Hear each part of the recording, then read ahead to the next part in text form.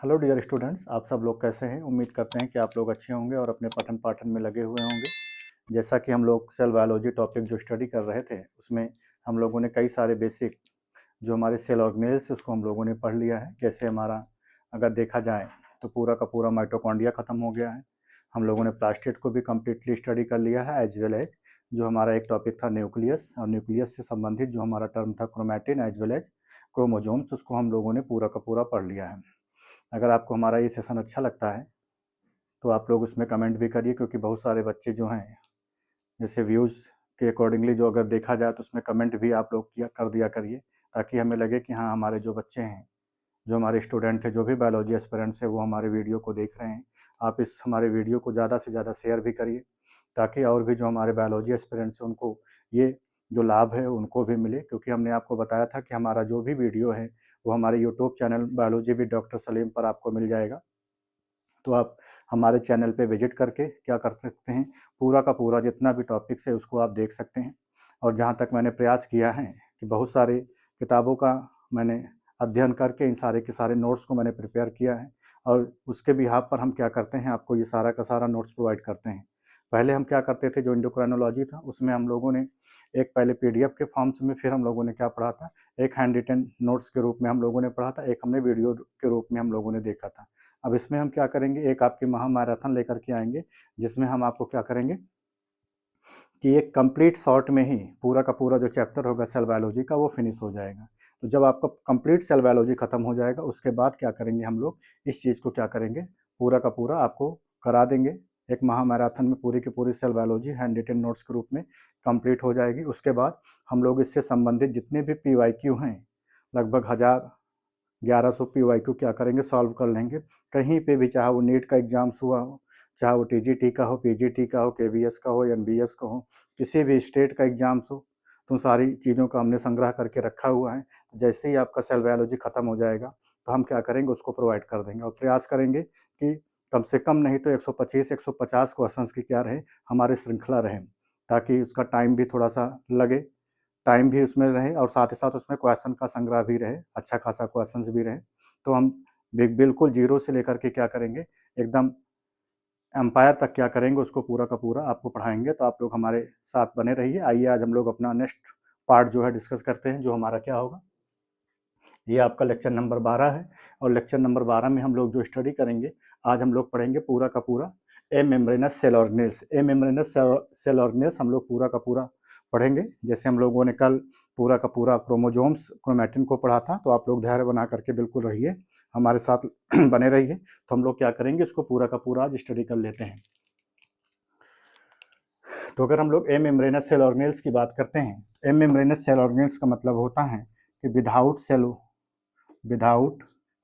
Cell membrane. इसका मतलब ये हुआ कि इसमें किसी भी प्रकार की कोई भी जो सेल मेम्ब्रेन होती है वो नहीं पाई जाती है।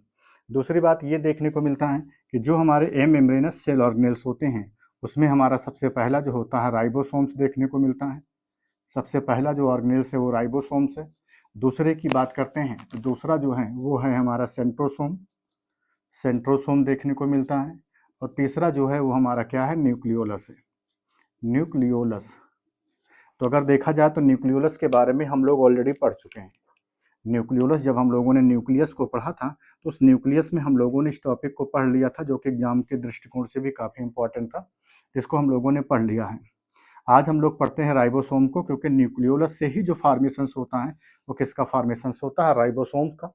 और जो हमारा सेंट्रोसोम्स होता है, इसी सेंट्रोसोम का जो पार्ट होता है, जो माइक्रोट्यूब्यूल्स का जो पार्ट होता है वो क्या है, हमारा सेंट्रियोल्स है। इसको भी हम लोग इसी में देखेंगे। और जो सेंट्रियोल्स का जो वेसल बॉडी का पार्ट होता है, इसके वेसल बॉडी में से जो फॉर्म्स होता है वो क्या फॉर्म्स होता है, सीलिया, एज वेल एज क्या फॉर्म्स होता है, फ्लैजेला। इसके बारे में भी हम लोग क्या करेंगे, प्रयास करेंगे कि आज पूरा का पूरा खत्म कर दें, ताकि हमारा पूरा का पूरा जितना भी ए मेम्ब्रेनस सेल ऑर्गेनेल्स है वो पूरा का पूरा फिनिश हो जाए। तो ए मेम्ब्रेनस सेल ऑर्गेनेल्स में हम लोग राइबोसोम्स के बारे में पढ़ेंगे, एज वेल एज सेंट्रोसोम्स के बारे में पढ़ेंगे। सेंट्रोसोम से संबंधित जो है हमारा सेंट्रियोल्स है, और सेंट्रियोल्स की जो वेसल बॉडी होती है उससे क्या होता है, सेलिया, एज वेल एज क्या होता है, फ्लैजेला का क्या होता है, फॉर्मेशंस होता है। इतनी सारी चीज़ों को हम लोग क्या करेंगे, आज स्टडी करेंगे। तो आप लोग, अब हम लोग चलिए डिस्कस करते हैं किसके बारे में, हमारा क्या होगा, राइबोसोम। तो सबसे पहले हम लोग जो डिस्कस करेंगे वो किसके बारे में पढ़ेंगे, राइबोसोम्स के बारे में, कि राइबोसोम्स हमारा क्या होता है।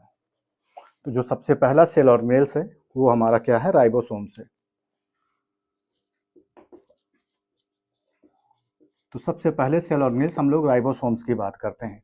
तो सबसे पहले अगर हम लोग राइबोसोम्स की बात करते हैं तो जो नेम हमारा राइबोसोम्स है, name ribosome, name ribosome was given by, जो नेम राइबोसोम है उसको सबसे पहले देने का जो क्रेडिट है वो एक वैज्ञानिक हैं जिनका नाम है रॉबर्ट। क्या नाम है उनका, रॉबर्ट। रॉबर्ट वैज्ञानिक ने सबसे पहले क्या किया था, राइबोसोम्स नेम को दिया था। अगर आपसे कोई भी पूछे कि राइबोसोम्स नेम को सबसे पहले किसने दिया था तो उसको देने का जो क्रेडिट है वो 1958 में जो एक वैज्ञानिक थे जिनका नाम क्या था, रॉबर्ट था। तो रॉबर्ट ने क्या किया था, सबसे पहले इस नेम को दिया था। वहीं पर दूसरी बात यहाँ पर आती है structure of ribosome, structure of ribosome, कि राइबोसोम के स्ट्रक्चर्स को देने का जो क्रेडिट है वो किनको जाता है, तो एक वैज्ञानिक है जिनका नाम है जेम्स ए लेक। क्या नाम है, जेम्स ए लेक।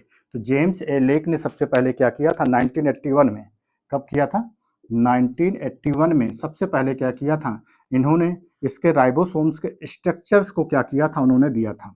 तो दो बातें यहाँ पर हो गई।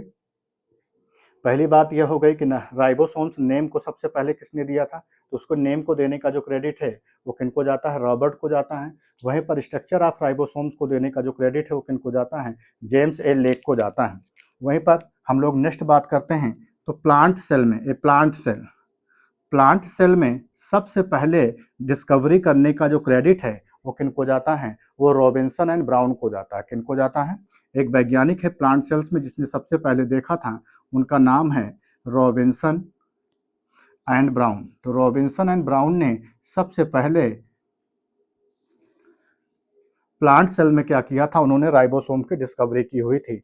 और वहीं पर अगर ये बात आती है एनिमल सेल में, कि जो हमारा एनिमल सेल होता है उस एनिमल सेल में सबसे पहले जो डिस्कवरी का क्रेडिट होता है वो किनको जाता है, वो पैलाडे को साहब को जाता है। किनको जाता है, वो पैलाडे साहब को जाता है। और इन्हीं के नाम के आधार पर हम लोग राइबोसोम को जो बोलते हैं वो क्या बोलते हैं, पैलाडे ग्रैन्यूल्स बोलते हैं। क्या बोलते हैं, हम लोग इन्हीं के नाम के आधार पर इसका नाम जो रखते हैं वो पैलाडे ग्रैन्यूल्स रखते हैं। तो 1953 में क्या किया गया था, प्लांट सेल में सबसे पहले क्या किया गया था, रॉबिन्सन एंड ब्राउन के द्वारा क्या किया गया था, राइबोसोम को ऑब्जर्व किया गया था।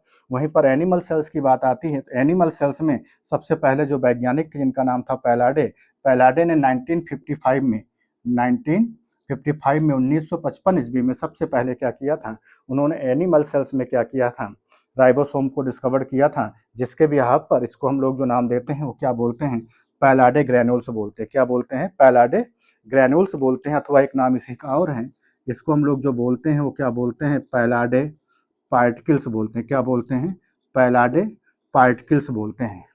ओके, नेक्स्ट बात अगर हम लोग कहते हैं करते हैं, इसमें अपने को देखने को मिलता है कि जो हमारा राइबोसोम्स होता है वो बेसिकली क्या होता है, ribosomes are made up of ribonucleoprotein. ये क्या होता है, राइबो न्यूक्लिन क्या होता है, प्रोटीन से मिल करके क्या होता है, ये बना हुआ होता है। किससे मिल करके बनता है, ये राइबो न्यूक्लिन प्रोटीन से क्या होता है, ये मिल करके बना हुआ होता है। जिसमें अपने को देखने को मिलता है जो राइबो न्यूक्लिन प्रोटीन होता है वो क्या होता है, आरएनए होता है। अब प्लस क्या होता है हमारा, यहाँ पर देखने को मिलता है कि प्रोटीन्स होता है। आरएनए प्लस क्या होता है, प्रोटीन अपने को देखने को मिलता है। नेक्स्ट हम लोग बात करते हैं तो अपने को देखने को मिलता है कि जो हमारा राइबोसोम्स होता है वो क्या होता है, सबसे स्मॉलेस्ट सेल ऑर्गेनेल्स है। क्या होता है, ये सबसे स्मॉलेस्ट सेल ऑर्गेनेल्स है। ये तो हमको पता ही है क्योंकि मैंने आपको जब सेल ऑर्गेनेल्स पढ़ाया था वहाँ पर मैंने आपको स्मॉलेस्ट लार्जेस्ट सेल ऑर्गेनेल्स के बारे में क्या किया था, मैंने आपको बताया हुआ था। और उसी के साथ साथ अगर हम लोग कहते हैं तो जो हमारा राइबोसोम्स होता है वो क्या होता है, cell organelle within cell organelle होता है। इसका मतलब कोशिका के अंदर कोशिका का पाया जाना जो होता है वो राइबोसोम्स में देखने को मिलता है, इसीलिए हम लोग इसको cell organelle within cell organelle का नाम देते हैं। अगली बात यहाँ पर देखने को मिलती है कि इसकी जो साइज होती है, अगर हम लोग राइबोसोम की साइज की बात करते हैं तो इसकी जो साइज होती है वो लगभग अपने को देखने को मिलती है एक 150 एंगस्ट्राम से लेकर के 150 एंगस्ट्राम से लेकर के लगभग जो होता है ये 250 एंगस्ट्राम तक इसकी साइज़ क्या है मेजरमेंट की गई है। कि अगर हम लोग इसकी साइज़ की बात करते हैं तो लगभग इसकी जो साइज़ होती है वो 150 एंगस्ट्राम से लेकर के लगभग 250 एंगस्ट्राम तक क्या होती है इसकी साइज़ अपने को देखने को मिलती है। वहीं पर अगर हम ये बात करें कि जो हमारा राइबोसोम्स होता है उसकी वर्जिन कहाँ से होती है, तो इसकी सबसे इम्पॉर्टेंट बात यह है कि इसकी जो वर्जिन होती है वो कहाँ से होती है, ये न्यूक्लियोलस से होती है। न्यूक्लियोलस से क्या होती है अपने को देखने को मिलता है कि राइबोसोम्स की क्या होती है वर्जिन देखने को मिलती है। तो साइज भी बहुत इंपॉर्टेंट है, आप इसकी साइज याद रखिए 150 एंगस्ट्राम से 250 एंगस्ट्राम होती है। नेक्स्ट आप याद रखिए कि इसकी वर्जिन कहाँ से होती है हमारी राइबोसोम्स की, तो राइबोसोम्स की जो वर्जिन होती है वो न्यूक्लियोलस से होती है।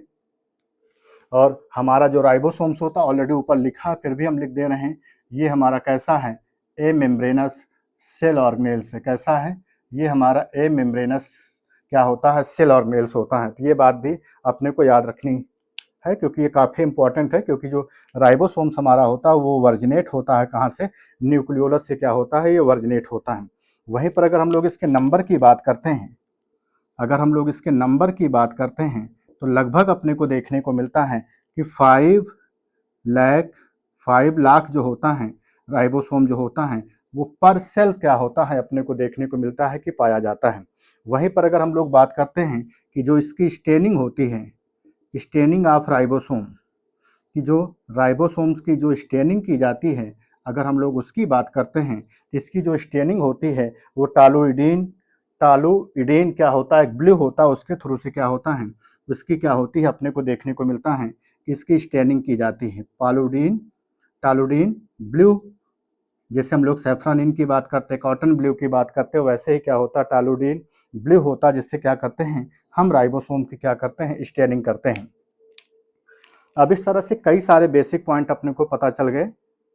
जैसे सबसे पहली बात पता चल गई कि जो हमारा राइबोसोम्स होता है ये ए मेम्ब्रेनस सेल ऑर्गेनेल्स होता है, ठीक है, जिसमें हमारे 3 आते हैं। पहला जो आता है हमारा राइबोसोम्स आता है, दूसरा जो आता है सेंट्रोसोम्स आता है, तीसरी की अगर हम लोग बात करते हैं तो न्यूक्लियोलस आता है। फिर हम लोग सबसे पहले की बात कर रहे हैं राइबोसोम, न्यूक्लियस ऑलरेडी हम लोग फिनिश कर चुके हैं। अब हम लोग राइबोसोम्स की बात करते हैं। राइबोसोम भी क्या होता है एक तरह का ए मेम्ब्रेनस सेल ऑर्गेनेल्स होता है। इसके नेम को सबसे पहले देने का जो क्रेडिट है वो रॉबर्ट वैज्ञानिक को, इन्होंने 1958 में क्या किया था इस नाम को दिया था। और जो स्ट्रक्चर ऑफ राइबोसोम, जो मतलब इसके स्ट्रक्चर्स को बताने का जो क्रेडिट है वो जेम्स ए लेक वैज्ञानिक को, जिन्होंने 1981 में क्या किया था राइबोसोम्स के स्ट्रक्चर्स के बारे में दिया था। वहीं पर सबसे पहले प्लांट में ऑब्जर्व करने वाले जो वैज्ञानिक हैं वो रॉबिन्सन एजब्लैज कौन है, ब्राउन है। रॉबिन्सन एजब्लैज क्या है, ब्राउन है, जिन्होंने सबसे पहले क्या किया था प्लांट सेल्स में क्या किया था इसको ऑब्जर्व किया था। अगर वहाँ पर पूछा जाए कि कौन सा प्लांट है जिसमें सबसे पहले उन्होंने ऑब्जर्व किया था तो उसका जो नाम है वो क्या है फिसा फैबा, क्या नाम है सॉरी बिसिया फैबा। बिसिया फैबा में क्या था उन्होंने सबसे पहले क्या किया था इसको उन्होंने ऑब्जर्व किया था। कहाँ से ऑब्जर्व किया था, उसकी जो रूट सेल होती है उसकी रूट सेल से सबसे पहले उन्होंने देखा था, किसमें जो फिसिया फैबा प्लांट है उसमें सबसे पहले उन्होंने देखा था, वो भी उसकी कहाँ पर रूट सेल में देखा था। एनिमल सेल्स में देखने का जो क्रेडिट है वो सबसे पहले पैलाडे को जाता है, और पैलाडे ने जो देखा था उन्होंने उसको क्या नाम दिया था पैलाडे पार्टिकल्स, अथवा क्या नाम दिया था पैलाडे ग्रैन्यूल्स का नाम दिया था। किसका नाम दिया था पैलाडे ग्रैन्यूल्स का नाम दिया था। वहीं पर अगर हम लोग बात करते हैं कि जो राइबोसोम्स जो होता मेडअप होता है वो राइबोन्यूक्लिक प्रोटीन से मिल करके बना होता है, जिसमें आरआरएनए प्लस क्या होता है हमारा प्रोटीन्स होता है। ये सबसे स्मॉलेस्ट क्या होता है हमारा सेल ऑर्गेनेल्स होता है, जिसको हम लोग दूसरे शब्दों में जो बोलते हैं cell organelle within cell organelle होता है, क्योंकि ऑर्गन के अंदर ऑर्गन का पाया जाना, जैसे हमारा माइटोकॉन्ड्रिया है, क्लोरोप्लास्ट है, उसमें क्या होता है ये उसके अंदर क्या होता है पाया जाता है। इसकी जो साइज होती है वो लगभग क्या होती है 150 से लेकर के क्या होती है 250 एंगस्ट्राम तक होती है। इसकी वर्जिन जो होती है वो न्यूक्लियोलस के थ्रू से क्या होती है इसकी वर्जिन देखने को मिलती है। नंबर की भी बात करते हैं तो 5 लैक्स क्या होती हैं पर सेल्स क्या होते हैं इसके नंबर्स होते हैं। स्टेनिंग भी जो होती है वो राइबोसोम्स की जो स्टेनिंग होती है वो टालुडीन जो ब्लू होता है उसके द्वारा किया जाता है। और एक बात और, राइबोसोम को सबसे पहले ऑब्जर्व करने का जो क्रेडिट है, अगर हम लोग बात करें कि सबसे पहले इसको आइसोलेट जो किया था, फर्स्ट आइसोलेटेड जो उसको सबसे पहले आइसोलेट करने का जो क्रेडिट है वो किनको है, वो कैलाड को है। क्या नाम है उनका? क्लाड है। तो क्लाड को सबसे पहले इन्होंने क्या किया था, इन्होंने देखा था और इसको उन्होंने नाम दिया था माइक्रोसोम को। क्या नाम दिया था? माइक्रोसोम नाम दिया। कहाँ पर देखा था? फ्री साइटोप्लाज्म में। सबसे पहले उन्होंने उसको फ्री साइटोप्लाज्म में क्या किया था, उसको देखा था और उसका जो नाम रखा था वो क्या रखा था? माइक्रोसोम्स रखा था। किस तरह से क्या है, ये छोटा सा उसका एक हिस्टोरिकल जो बैकग्राउंड है, किसका? हमारा राइबोसोम्स का एक हिस्टोरिकल बैकग्राउंड है, जिसमें मैंने आपको ये सारी चीज़ें बताई। अब आप लोग इसका एक स्क्रीनशॉट ले लीजिए, फिर हम लोग आगे चलते हैं और इसके कुछ और भी बेसिक पॉइंट को क्या करते हैं, हम लोग स्टडी करते हैं। आई होप आपको सेशन अच्छा लगेगा। आप केवल धैर्य बना करके रखिए, आपको अच्छा लगेगा। आप जिस तरह से आप लोगों ने देखा, हमने आपको सारे सेल ऑर्गेनेल्स को पढ़ाया, क्योंकि हमने थोड़ा सा जो हमारा एंडोक्राइनोलॉजी था उसमें हमने कई सारे पार्ट को कई सारे सेगमेंट में मैंने ब्रेक कर दिया था। यहाँ पर उस बात को ध्यान में रख रहे हैं कि आपको एक ही लेक्चर मिले और उस एक ही लेक्चर में आपको कंप्लीट पूरा का पूरा वीडियो मिल जाए। एक ही वीडियो में पूरा का पूरा आपको कंप्लीट सारी की सारी चीज़ें मिल जाए। अब जैसे एम मेम्ब्रेनस सेल ऑर्गेनेल्स है तो पूरा का पूरा एम मेम्ब्रेनस सेल ऑर्गेनेल्स आपको एक ही वीडियो में पूरा का पूरा मिल जाए। अब आप जब इसको पढ़ेंगे एम पूरा का पूरा, तब आपको डेफिनेटली समझ में आएगा। उसके बाद आप PYQ सॉल्व करिए, जो हमारा MCQ क्वेश्चंस होता है आप उसको लगाइए, तो आपका 100% सारे के सारे जो क्वेश्चंस होंगे वो सही होंगे। क्योंकि मैंने इस बात को भी ध्यान में रखा है कि जो क्वेश्चन पूछे गए हैं हमारे प्रीवियस ईयर क्वेश्चन में, उसको भी मैंने क्या किया है, इसमें इंक्लूड किया हुआ है। तो आप लोग इस अगर सॉल्व करेंगे, प्रीवियस ईयर के क्वेश्चन पेपर को देखेंगे, चाहे यूथ से देखेंगे या कहीं से भी आप सॉल्व करेंगे, तो उससे सारे के सारे जो क्वेश्चंस होंगे आपके हो जाएंगे। और जब मैं आपको पूरा का पूरा सेल बायोलॉजी पूरा का पूरा फिनिश हो जाएगा, उसके बाद जब हम आपको MCQ की सीरीज लेकर के आएंगे, तो उसमें आप खुद देखेंगे कि इसमें सारे के सारे क्वेश्चंस किस तरह से आपके सही होते चले जा रहे हैं। तो नेक्स्ट हम लोग जो पॉइंट डिस्कस करते हैं और भी उसकी कुछ बातें को देखते हैं कि जो हमारा राइबोसोम्स होता है वो क्या होता है प्लांट सेल्स में as well as animal cells. It means हम लोग सिंपल शब्दों में बोलें कि प्रोकैरियोट एज वेल एज क्या होता है हमारा यूकैरियोट, दोनों में पाया जाता है। केवल कुछ को छोड़ करके, जैसे हम लोग बात करते हैं जो मैच्योर स्पर्म होता है, तो मैच्योर स्पर्म में क्या होता है अपने को देखने को मिलता है जो राइबोसोम्स होता है वो एब्सेंट होता है।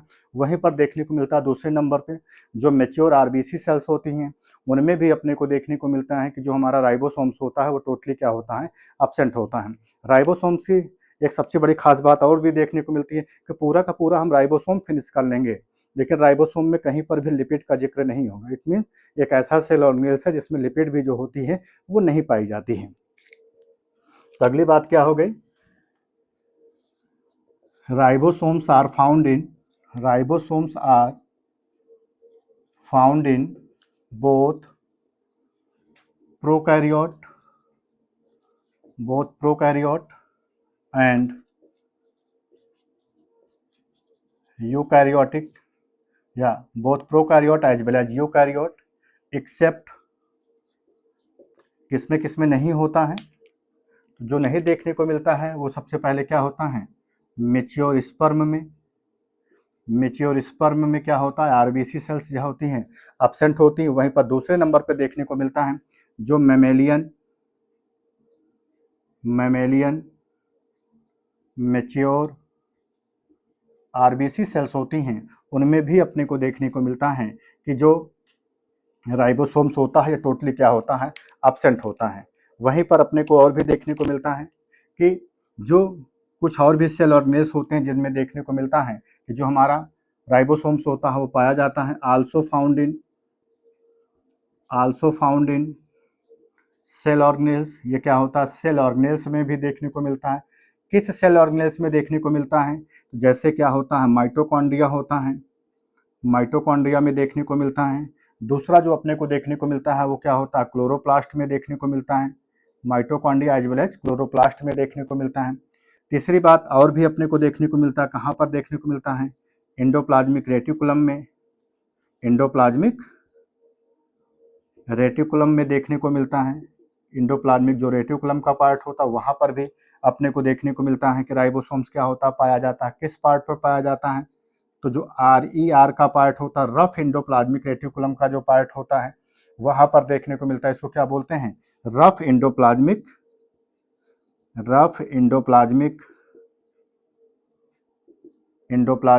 रेटिकुलम। तो रफ इंडोप्लाज्मिक रेटिकुलम के पार्ट पर देखने को मिलता है। वहीं पर अपने को देखने को मिलता है जो outer nuclear membrane of nucleus, यहाँ पर भी देखने को मिलता है कि राइबोसोम्स पाया जाता है। लेकिन एक थोड़ा सा अंतर होता है कि जो सेल ऑर्गेनेल्स में न्यूक्लियस पाया जाता है, like as mitochondria and chloroplast में, ये जो राइबोसोम्स होता है ये 70S टाइप का होता है। कैसा होता है? 70S टाइप का होता है। लेकिन जो इंडोप्लाज्मिक रेटिकुलम में as well as outer membrane of the nucleus में देखने को मिलता है, वो जो राइबोसोम्स होता है वो कैसा होता है? वो 80S टाइप का होता है। इट मीन्स इसमें 70S और 80S दोनों टाइप के जो राइबोसोम्स होते हैं वो क्या होते हैं? प्रेजेंट होते हैं। मतलब 70S वाले राइबोसोम्स भी पाए गए, एज वेल एज क्या होते हैं? इसमें 80S टाइप के भी जो हमारे राइबोसोम्स होते हैं वो क्या होते हैं? प्रेजेंट होते हैं। तो इस तरह से आप देखिए इसमें जितने भी तरह के हमारे सेल ऑर्गेनेल्स हैं वो ऑलमोस्ट क्या हैं? यहाँ पर प्रेजेंट हैं। किसमें?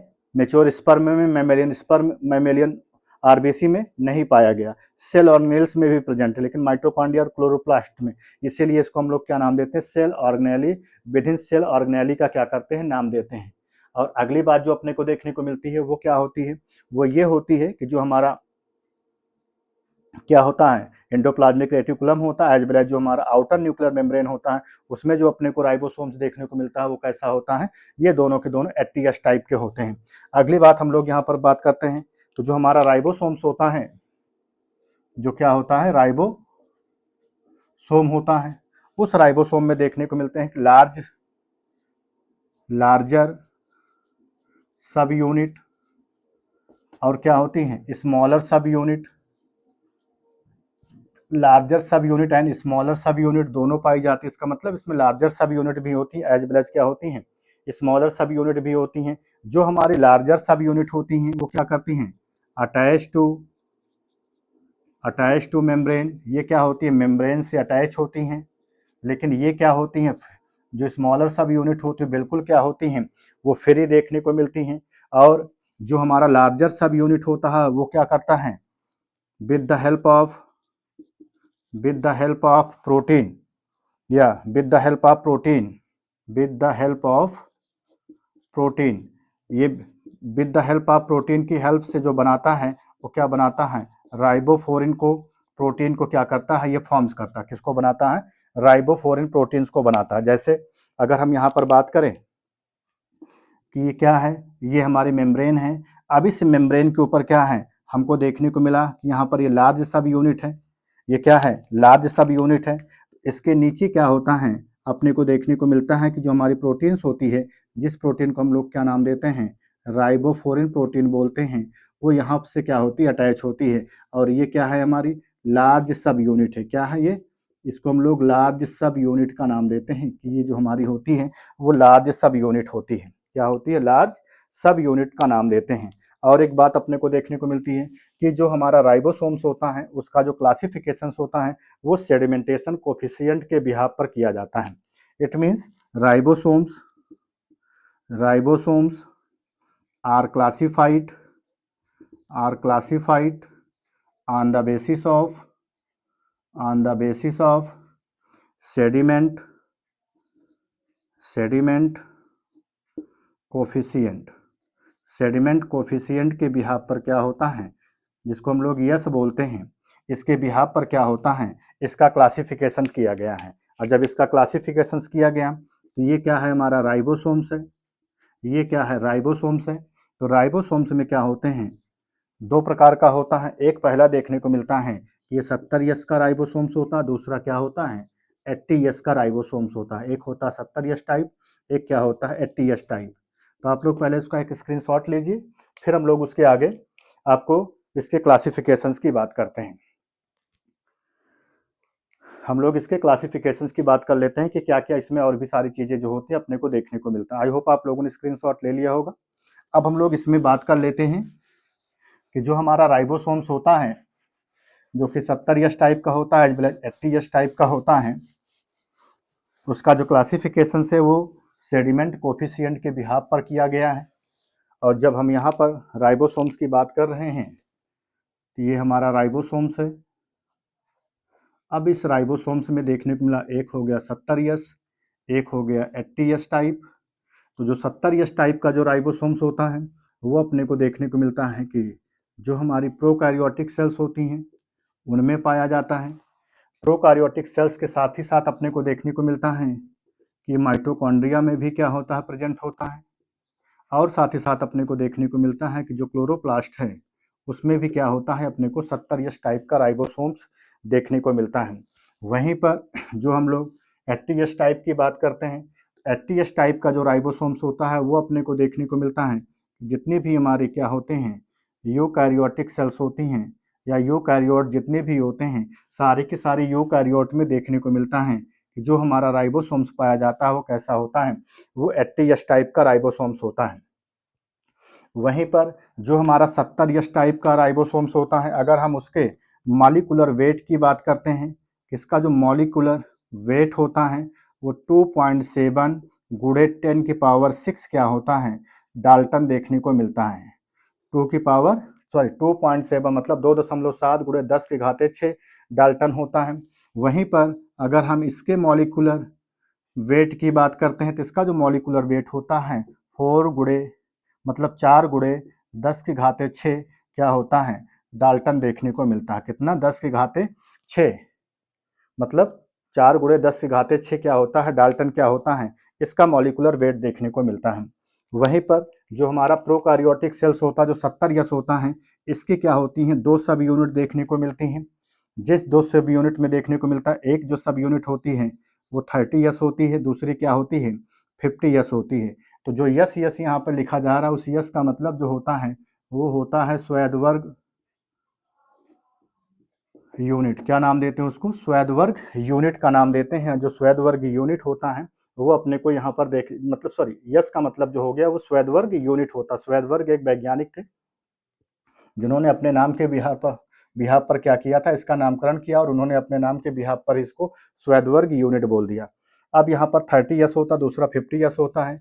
जब इसकी बात करते हैं यूकैरियोटिक की, एक जो होता है वो क्या होता है 40S होता, दूसरा क्या होता है अपने को देखने को मिलता है कि 60S होता है। तो 40S 60S 50S और 30S, मतलब ये सारे के सारे। अब जो यहाँ पर 40S है 40S है, ये क्या है, स्मॉल सब यूनिट है।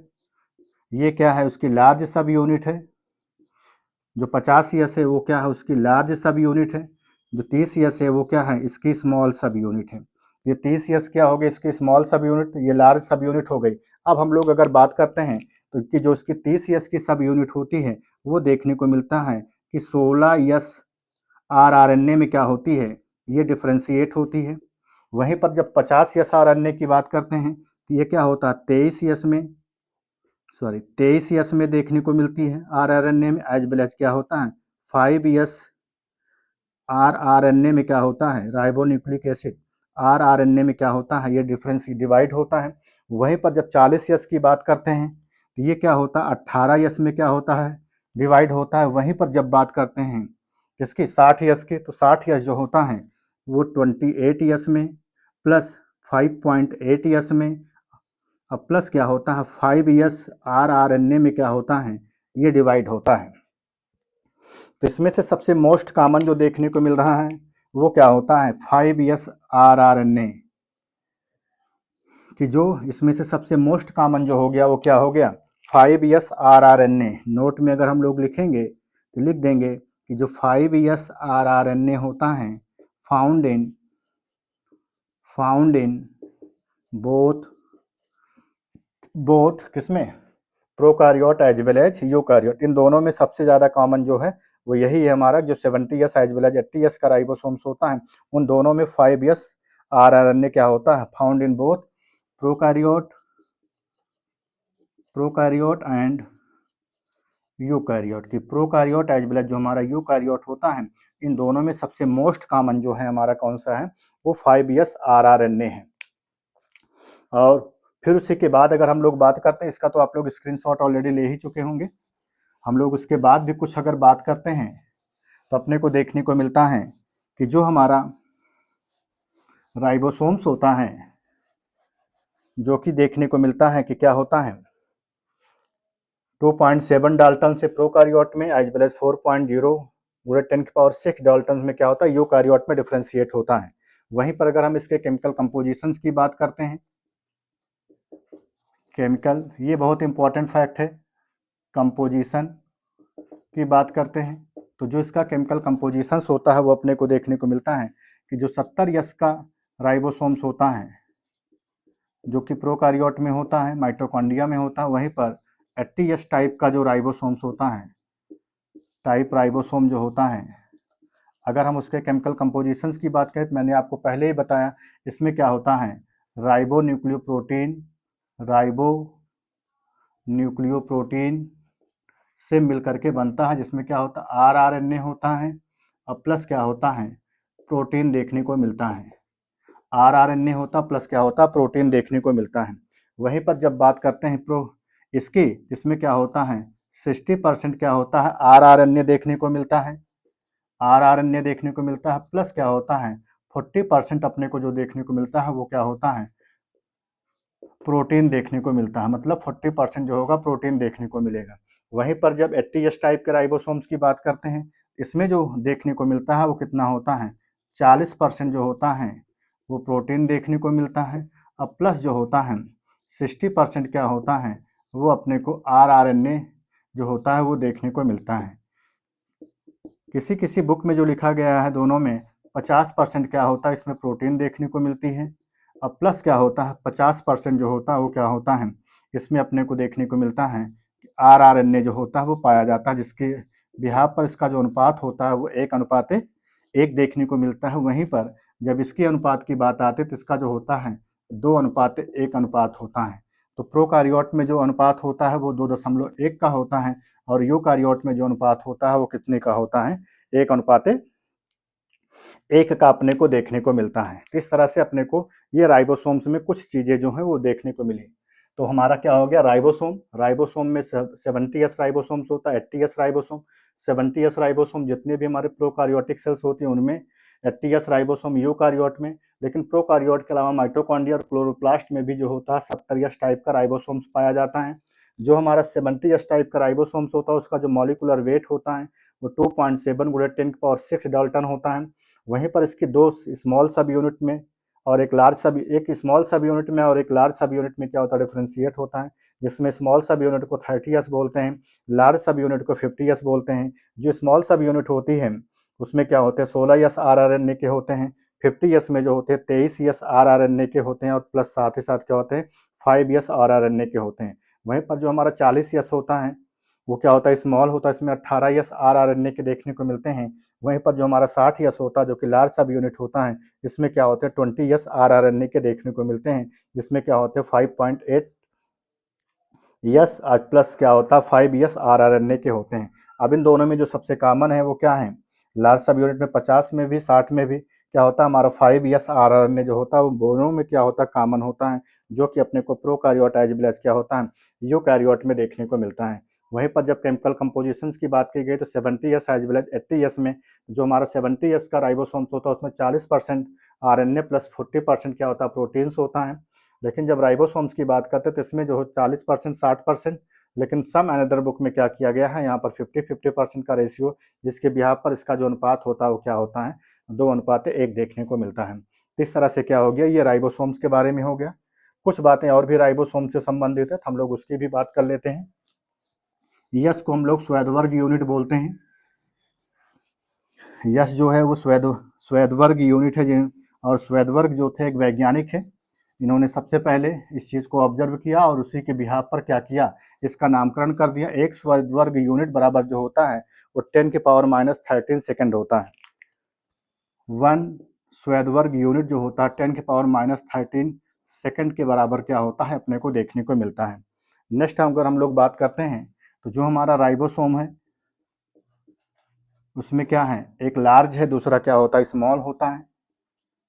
अब ये तो पता ही है लार्ज सब यूनिट है एक, एक क्या होगी, स्मॉल सब यूनिट हो गई, सब यूनिट। अब जो इसमें स्मॉल सब यूनिट होती है वो देखने को मिलती है कि कैप लाइक होती है। ये कैसी होती है, कैप शेप में होती है, ये बात याद रखना बहुत इंपॉर्टेंट है। जो लार्ज होती है ये अपने को याद रखना है कि डोम शेप में होती है। कैसी होती है ये, डोम शेप में देखने को मिलती है। जैसे यहाँ पर ये राइबोसोम्स होगा तो स्मॉल होगी जो कि अपने को देखने को मिलेगा स्मॉल सब यूनिट, दूसरी क्या होगी लार्ज। तो ये वाली जो होती है वो डोम शेप में देखने को मिलती है, ये वाली जो देखने को मिलती है वो कैप शेप में अपने को देखने को मिलती है। ये बात इंपॉर्टेंट है, आप याद रखिएगा। दूसरी बात यहाँ पर देखने को मिलती है, जो हमारी स्मॉल सब यूनिट होती है ये जो मिल करके बनती है वो क्या होती है, फ्लैट प्लेटफॉर्म से मिल करके बनती है, फ्लैट प्लेटफॉर्म्स होता है। दूसरा जो देखने को मिलता है हेड होता है, बेस होता है, हेड होता है, बेस होता है, और साथ ही साथ क्या होता है, क्लेफ्ट देखने को मिलता है। वहीं पर अपने को लार्ज सब यूनिट में देखने को मिलता है क्या होता है, सेंट्रल प्रोट्यूबरेंस होता है। क्या होता है, सेंट्रल प्रोट्यूबरेंस देखने को मिलता है। इसमें स्टॉक देखने को मिलता है। एज वेल एज जो देखने को मिलता है एक पॉइंट और होता है जिसको हम लोग रिड्ज बोलते हैं। क्या बोलते हैं, रिड्ज बोलते हैं। और मैंने अभी अभी आपको बताया था कि जो हमारा लार्ज सब यूनिट होती है मेम्ब्रेन से अटैच होती है और एक तरह की प्रोटीन्स का फॉर्मेशन करती है, जिस प्रोटीन को हम लोग क्या नाम देते हैं, राइबोफोरिन प्रोटीन्स का नाम देते हैं। क्या बोलते हैं, राइबोफोरिन प्रोटीन्स का नाम देते हैं। और जो हमारी लार्ज सब यूनिट होती है क्या करती है, उसमें डिप्रेशंस भी पाया जाता है। लार्ज सब यूनिट में क्या होता है, एक डिप्रेशंस लाइक स्ट्रक्चर्स देखने को मिलता है, और उस डिप्रेशंस लाइक स्ट्रक्चर्स को, लाइक जो स्ट्रक्चर्स होता है उसी को हम लोग जो नाम देते हैं क्या बोलते हैं, टनल बोलते हैं। क्या नाम देते हैं उसको, टनल बोलते हैं। जैसे अगर हम ये बनाएं कि ये क्या है, ये हमारा लार्ज सब यूनिट है, तो उसमें इस तरह से क्या होता है, एक टनल लाइक स्ट्रक्चर्स देखने को मिलता है। तो ये क्या हो गया, इसी को हम लोगों ने जो नाम दिया, ये क्या नाम दिया, इसको टनल बोलते हैं। अब इस जो टनल्स होता है इसमें देखने को मिलते हैं कि 3 साइट होते, ए होता है, पी होता है, एज वेल एज क्या होता है, ई होता है। तो इसमें 3 साइट देखने को मिलते हैं। तो जो ए होता है इसी को हम लोग जो नाम देते हैं, ए को अमाइनो एसिल साइट बोलते हैं। क्या बोलते हैं, अमाइनो एसिल साइट का नाम देते हैं। और साथ ही साथ इसी का एक नाम और है, इसी को हम लोग एक्सेप्टर साइट बोलते हैं। क्या बोलते हैं, एक्सेप्टर साइट का नाम देते हैं। पी जो होता है उसको हम लोग पेप्टाइडल साइट बोलते हैं। क्या बोलते हैं, पेप्टाइडल पेप्टिडिल साइट बोलते हैं। अथवा इसी का जो नाम है वो क्या बोलते हैं, डोनर साइट का नाम देते हैं। और जो ई होती है इसी को हम लोग जो नाम देते हैं वो एग्जिस्ट साइट का नाम देते हैं। क्या बोलते हैं, इसी को एग्जिस्ट साइट बोलते हैं, जो कि प्रोटीन सिंथेसिस में क्या होती है, सबसे इंपॉर्टेंट रोल को क्या करती है, प्ले करती है, specially in case of large सब यूनिट। ये लार्ज सब यूनिट का है। वहीं पर जो हमारी स्मॉल सब यूनिट होती है वो क्या करती है, वो यम और एन से जा करके बाइंड होती है। किससे बाइंड होती है, बाइंड टू यम और एन। जो हमारी स्मॉल सब यूनिट होती है वो क्या करती है, यम और एन जिससे जा करके क्या होती है, वो बाइंड होने का काम करती है। तो इस तरह से क्या हो गया, एक हमारा राइबोसोम्स के बारे में हो गया कि राइबोसोम की जो लार्ज सब यूनिट होती है वो डोम शेप में देखने को मिलती है। स्मॉल सब यूनिट जो होती है वो कैप लाइक होती है। जो स्मॉल सब यूनिट होती है उसमें फ्लैट प्लेटफॉर्म्स, हेड होता है, बेस होता है, क्लेफ्ट होता है। इसमें सेंट्रल प्रोट्यूबरेंस होता है, स्टॉक होता है, रिजिड होता है, इसके पार्ट होते हैं। इसका जो डिप्रेशंस लाइक स्ट्रक्चर्स होता है उसको हम लोग टनल्स बोलते हैं।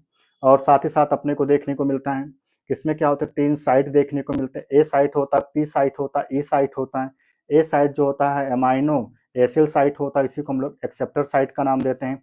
पी जो होता है पेप्टाइडल साइट अथवा डोनर साइट होता है। ई जो होता है उसी को हम लोग एग्जिस्ट साइट बोलते हैं।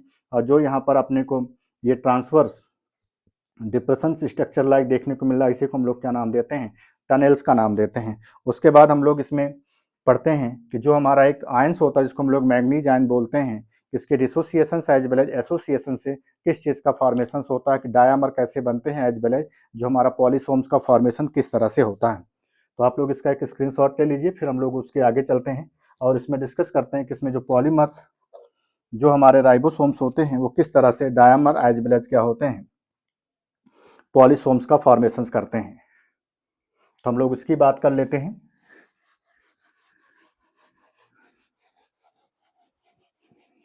अब यहाँ पर जो मैग्नीज आयन, जो मैग्नीशियम आयन होता है Mg2+, उसका सबसे इम्पोर्टेंट रोल देखने को मिलता है, जो कि क्या होता है डायमर के फॉर्मेशंस में क्या होता है सबसे इम्पोर्टेंट रोल प्ले करता है। जैसे अगर हम बात करें कि ये स्मॉल सब यूनिट है और ये क्या है, ये लार्ज सब यूनिट है।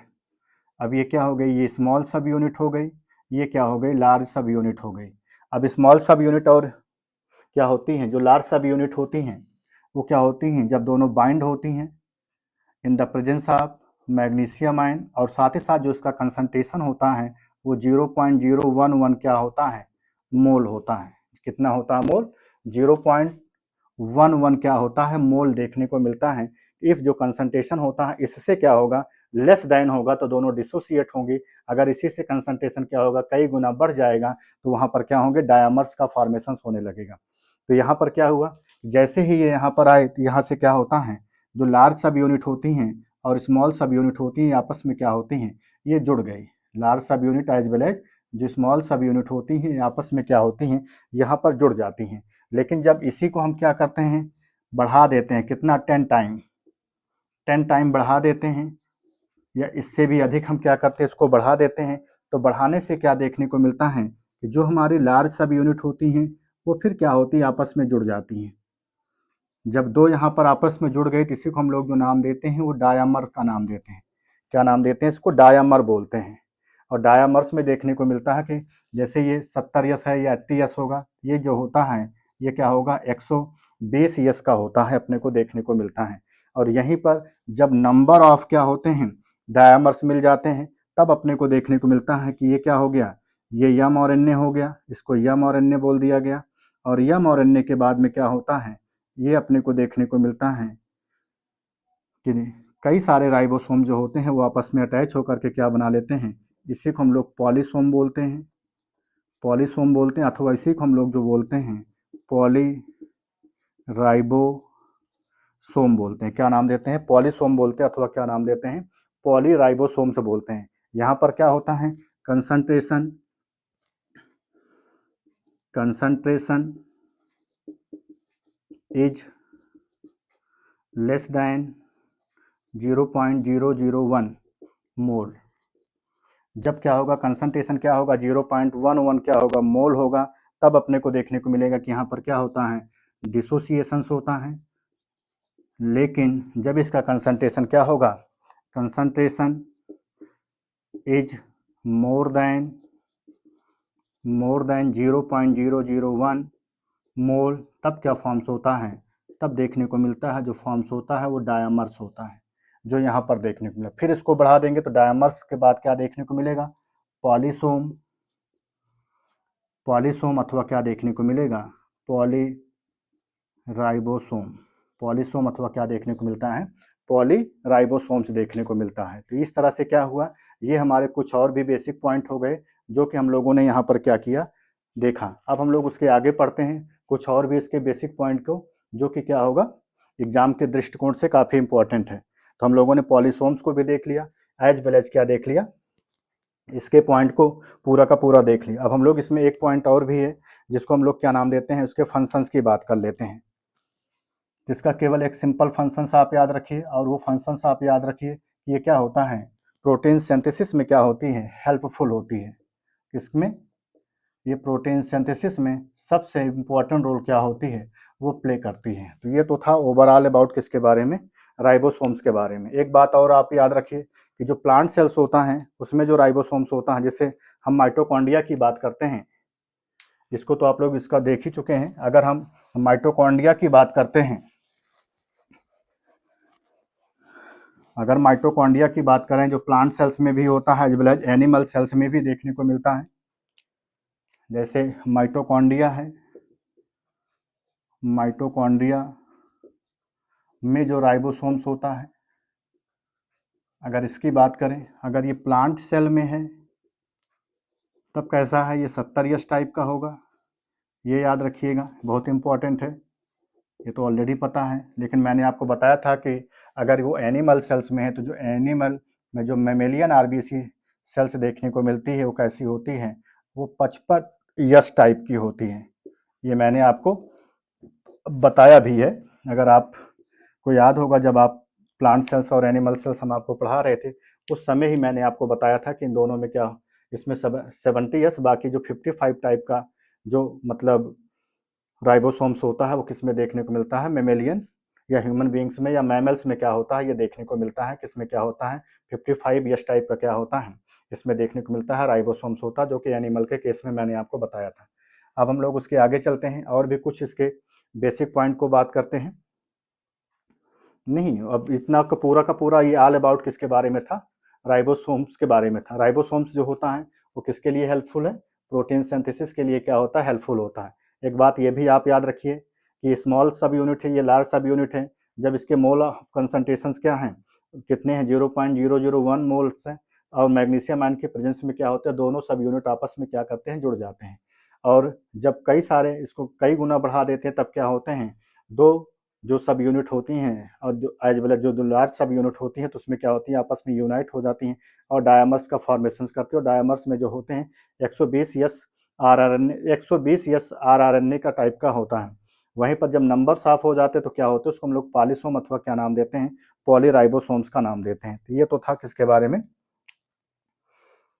पॉलीसोम्स के, सॉरी राइबोसोम्स के बारे में। पॉलीसोम्स को हम लोग एक नाम और देते हैं, इसको हम लोग एर्गोसोम बोलते हैं। क्या बोलते हैं, एर्गोसोम। पॉलीसोम्स को हम लोग एक नाम और देते हैं और हम लोग इसको एर्गोसोम्स के बारे में, एर्गोसोम्स का नाम देते हैं। तो इस तो था ओवरऑल अबाउट किसके बारे में, राइबोसोम्स के बारे में। आप लोग इसका भी एक स्क्रीनशॉट ले लीजिए। अब हम लोग नेक्स्ट डिस्कस करते हैं किसके बारे में, सेंट्रोमियर के बारे में, कि सेंट्रोमियर क्या होता है। आई होप आपको सेशन अच्छा लग रहा होगा। अगर आपको अच्छा लगता है हमारा सेशन तो आप हमारे चैनल से जुड़े रहिए, आपको डेफिनेटली फ़ायदा मिलेगा। जितने भी हमारे बायोलॉजी एस्पिरेंट्स हैं जो किसी भी स्टेट की तैयारी कर रहे हैं, उन सभी के लिए क्या होगा, ये डेफिनेटली बेनिफिशियल रहेगा। और हमारे जो एकेडमिक बच्चे हैं जो कि बीएससी और एमएससी कर रहे हैं, उनके लिए भी अगर कोई कंपटीशन का एग्ज़ाम देना चाहते हैं या एकेडमिक बेस पर अगर वो लिखना चाहते हैं तो उनके लिए भी काफ़ी क्या रहेगा, ये यूजफुल रहेगा। तो हम लोग नेक्स्ट जो हमारा ए मेम्ब्रेनस ऑर्गेनेल्स है वो हमारा क्या है, सेंट्रोसोम्स है। और सेंट्रोसोम्स भी जो होता है वो क्या होता है, ए मेम्ब्रेनस सेल ऑर्गेनेल्स है। क्या है, ए मेम्ब्रेनस, ये भी क्या होता है, सेल ऑर्गेनेल्स होता है। इसका मतलब इसमें भी किसी भी तरह की कोई भी जो मतलब मेम्ब्रेन्स होती है वो नहीं पाई जाती है। इसकी जो डिस्कवरी है अगर हम लोग बात करते हैं, अगर हम लोग इसकी डिस्कवरी की बात करते हैं इसको, तो अब इसकी डिस्कवरी का जो क्रेडिट है वो ईवान वेनेडेन को जाता है। ईवान वेनेडेन को क्या होता है, इसकी डिस्कवरी का क्रेडिट जाता है। वहीं पर नेम गिवन बाई, इसका जो नेम है सबसे पहले जिसने दिया था, अगर हम लोग उसकी बात करते हैं तो उसका जो क्रेडिट है वो टी वोवरी को जाता है। किसको जाता है, टी वोवरी को जाता है। इन्होंने सबसे पहले क्या किया था, 1888 ईस्वी में क्या किया था, सबसे पहले उन्होंने इसका नाम दिया था। वहीं पर अगर हम बात करते हैं इसके पोजीशंस की, अगर हम इसके पोजीशंस की बात करते हैं तो near the nucleus, near the nucleus, ये न्यूक्लियस के बिल्कुल क्या होता है, पार मतलब बिल्कुल न्यूक्लियस के बिल्कुल पास देखने को मिलता है। किसमें, in animal cell, animal cell, क्योंकि प्लांट सेल्स में तो ये एब्सेंट होता है। तो अगर हम यहाँ पर एक एनिमल सेल बना दें कि हमारी क्या है, एक एनिमल सेल है और ये एनिमल सेल्स का क्या है, ये न्यूक्लियस है। ये एनिमल सेल्स का क्या हो गया, न्यूक्लियस हो गया। तो बिल्कुल न्यूक्लियस से ही बिल्कुल क्या होता है, पास अपने को देखने को मिलता है। ये क्या होता है, जो सेंट्रोमियर्स होता है वो यहाँ पर क्या होता है, अपने को देखने को मिलता है कि पाया जाता है। ये क्या हो गया, ये सेंट्रोमियर्स है। इसी को हम लोग जो नाम देते हैं, क्या नाम देते हैं, सेंट्रोमियर का नाम देते हैं। ये जो होता है इसी को हम लोग जो नाम देते हैं वो न्यूक्लियस का नाम देते हैं। और इसके अंदर जो मटेरियल फील्ड होता है इसको हम लोग क्या बोलते हैं, मैट्रिक्स बोलते हैं। अथवा इसी मैट्रिक्स को हम लोग जो नाम देते हैं पेरी सेंट्रल क्या बोलते हैं, मैट्रिक्स बोलते हैं। इस तरह से क्या हुआ कि इसके अंदर का क्या हो गया, फ्लूइड मटेरियल्स हो गया, तो सेंट्रोसोम्स हो गया ये, और ये क्या हो गया, पूरा का पूरा हमारा एक न्यूक्लियस का पार्ट हो गया। तो न्यूक्लियस के बिल्कुल नियर ही क्या होता है, ये अपने को देखने को मिलता है कि जो हमारी एनिमल सेल्स होती हैं उसमें क्या होता है, ये प्रेजेंट होता है। और दूसरी बात अपने को देखने को मिलता है कि found only in animal cell, found only in animal cell, ये केवल क्या होती है, एनिमल सेल्स में ही क्या होती है, देखने को अपने को मिलता है कि पाया जाता है। वहीं पर अगर हम लोग बात करें कि कुछ हमारे और भी होते हैं जो हायर प्लांट्स होते हैं, उनमें क्या होता है, टोटली एब्सेंट होता है, absent in higher plant, absent in higher plant. जो हमारे हायर प्लांट्स होते हैं उसमें टोटली क्या होती है, ये एब्सेंट होती है। जैसे साथ ही साथ अपने को देखने को मिलता है कि प्रेजेंट होती है कुछ लोअर प्लांट में, present in some lower plant, कुछ लोअर जो हमारे प्लांट्स होते हैं उनमें क्या होती है, ये अपने को देखने को मिलता है। जो सेंट्रोमियर्स होता है वो क्या होता है, प्रेजेंट होता है। जैसे एल्गी, जैसे क्या है एल्गी, एल्गी की बात करें, लेकिन एल्गी में भी जो रेड एल्गी है उसको छोड़कर, रेड एल्गी को छोड़ करके, एक्सेप्ट रेड एल्गी, क्योंकि रेड एल्गी में जो होता है, जो सेंट्रोसोम्स होता है वो क्या होता है, एब्सेंट होता है। तो यहाँ पर क्या हो गया, एल्गी हो गया। एल्गी के बाद साथ साथ अपने को फंजाई भी देखने को मिला, इसमें प्रेजेंट होती है। फंजाई के साथ साथ जो ब्रायोफाइट्स होते हैं, ब्रायोफाइट्स में साथ ही साथ pteridophyte as well as gymnosperm, pteridophytes and gymnosperm.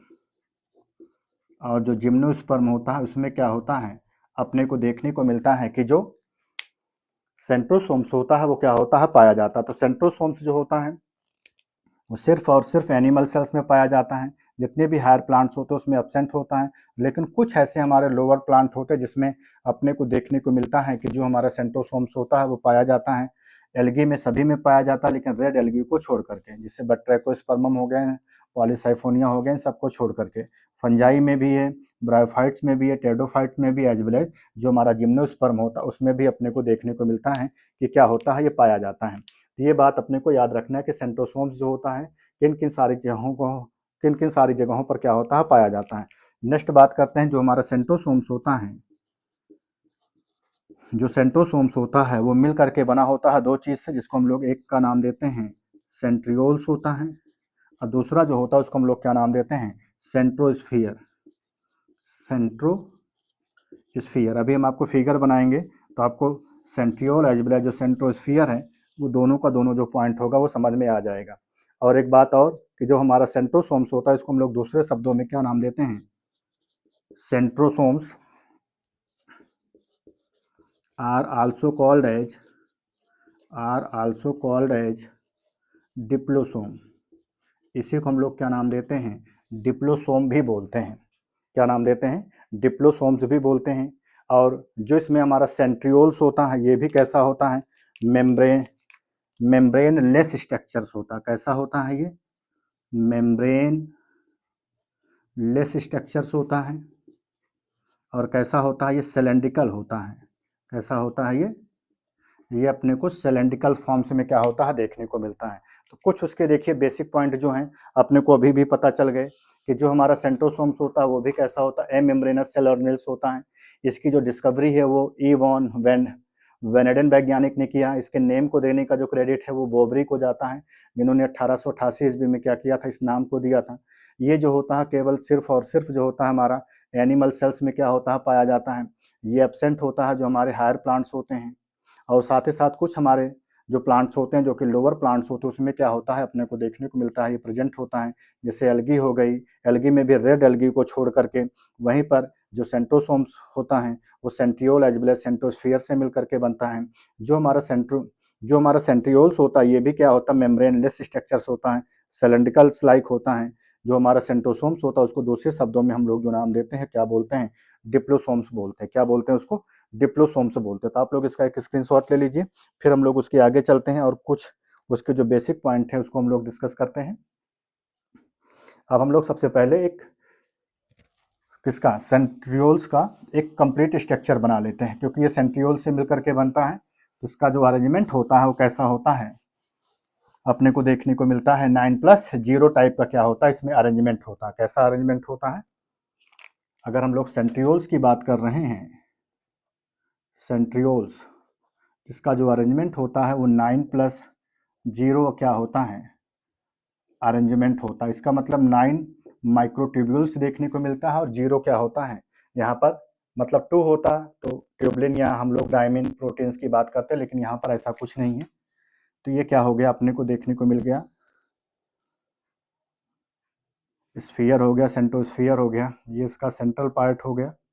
अब यहाँ पर 9 1 2 3 4 5 6 7 8 9, आई होप 9 हो गया। गिन लेते हैं, 1 2 3 4 5 6 7 8 9। तो ये 9 क्या हो गया, इसमें माइक्रोट्यूब्यूल्स हो गए। First, second, third, fourth, fifth, 6 7 8 9 10। 10 इसमें देखने को मिल गया। अब इसमें क्या होता है, अपने को देखने को मिलेगा ए बी सी, ये क्या होते हैं, हमारे सारे के सारे सब फाइब्रिल्स रीजन्स होते हैं, जो कि ए होता है, बी होता है, एज क्या होता है हमारा सी देखने को मिलता है। तो ये ए हो गया, ये बी हो गया, ये क्या हो गया, सी हो गया। A B C, A B C, A B C, A B C, A B C, A B C, A B C, A B C, ये 3 इसमें क्या हो गए, पॉइंट हो गए। अब जो इसमें अपने को देखने को मिलता है, जो सी का अरेंजमेंट होता है वो किसके साथ में, ए के साथ में होता है। तो सी ए, इसको क्या बोलते हैं, कनेक्टिविटी बोलते हैं। क्या बोलते हैं इसको, सी ए कनेक्टिविटी। सी का अरेंजमेंट किसके साथ में होता है, ए के साथ में अपने को देखने को मिलता है। तो आप लोग उसको तो नोट कर ही लिए होंगे। इसमें जो इसका अरेंजमेंट देखने को मिल रहा है वो क्या देखने को मिल रहा है, सी प्लस ए का अरेंजमेंट देखने को मिल रहा है। और जो ए बी सी है, इनके बीच का जो रेडियस होता है या जो इसके बीच का एंगल देखने को मिलता है वो कितना होता है, 40 डिग्री का होता है। कितना होता है, लगभग 40 डिग्री का क्या होता है, इसके पास एंगल देखने को मिलता है। अभी क्या हो गया, अपने को देखने को मिल गया, पहला क्या हो गया, ए है, जैसे ए बी सी हम यहीं पे लिख दे रहे हैं। ए बराबर क्या हो गया, सब फाइब्रिल, सब फाइब्रिल ए। बी क्या है, सब फाइब्रिल, यहाँ पे नहीं, यहीं पे नोट करिए। ये क्या है, ए सब फाइब्रिल ए। ये क्या है, सब फाइब्रिल बी। ये क्या है, सब फाइब्रिल, सब फाइब्रिल क्या है, सी है। ए हो गया, बी हो गया, और क्या हो गया, सी हो गया, अपने को देखने को मिल गया। और इन तीनों के बीच का जो अपने को देखने को मिल गया एंगल है, जो रेडियस एंगल है वो कितना है, 40 डिग्री एंगल का है, जो कि कैसा है, अपने को देखने को मिला ट्रिपलेट है। कैसा है ये ट्रिपलेट 1 2 3, मतलब ट्रिपलेट मतलब सारे के सारे क्या हैं, 1 2 3, इसमें सब में जितने भी देखने को मिल रहा है। और ये जो आपको ग्रीन कलर का दिखाया गया है वो क्या है, सी ए कनेक्टिव। क्या है ये, सी ए कनेक्टिव का मतलब क्या, सी का ए के साथ में, सी का ए के साथ में। अब देखो ए बी सी है, तो यहाँ पर भी ये सी हो गया, ये बी हो गया, ये ए हो गया। तो इसका सी का ए के साथ में, फिर यहाँ पर सी का ए के साथ में, सी का ए के साथ में, सी का ए के साथ में। इसीलिए जो इसका स्ट्रक्चर्स होता है, स्ट्रक्चर लुक लाइक ए, किसकी तरह होता है, व्हील कार्ट की तरह से होता है, जिसको हम लोग क्या नाम देते हैं, cart wheel. Look like a cart wheel, मतलब बिल्कुल जैसे बैलगाड़ी का चक्का होता है, बिल्कुल वैसा क्या होता है, अपने को देखने को मिलता है। और जो सेंट्रियोल्स होता है उसका जो अरेंजमेंट अपने को देखने को मिलता है वो कैसा होता है, वो 9+0 अरेंजमेंट जो होता है यहाँ पर देखने को मिलता है। तो ये बात भी अपने को याद रखनी है, भूलनी नहीं है। और जो ये 3 होते हैं, जैसे 1 2 3,